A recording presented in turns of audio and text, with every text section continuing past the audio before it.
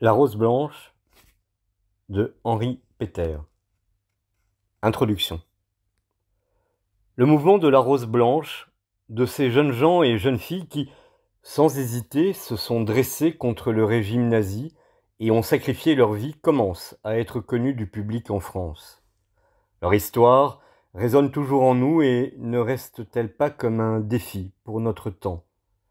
Comme le montre si bien Jakob Knab, auteur d'une biographie récente, très documentée sur le plan spirituel, consacrée à Hans Scholl, Ich schweige nicht, je ne me tairai pas, ne sommes-nous pas aussi directement interpellés par ce que nous vivons ?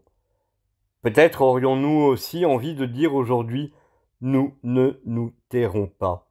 Oui, serions-nous donc capables de réagir si nous étions confrontés à ce qui bouleverse notre conscience éclairée? Chacun est juge, peut examiner s'il y a motif légitime à le faire et bien sûr décider de prendre quelques risques. Ces risques, ces jeunes les ont pris sans hésiter, ils ont agi en conséquence.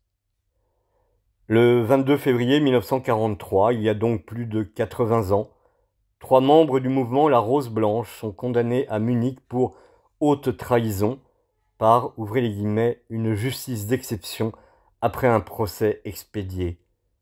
Sophie Scholl, Hans Scholl, son frère et Christoph Probst sont morts pour avoir voulu témoigner officiellement, non seulement en tant qu'Allemands aimant leur pays, mais aussi en tant que chrétiens de leur résistance sans concession à un régime criminel, dont le seul but semblait la fuite en avant dans un suicide collectif du pays. Ensuite, d'autres condamnations à mort suivirent parmi les membres de ce mouvement. Il n'était donc pas seul. Voilà ce qui est important.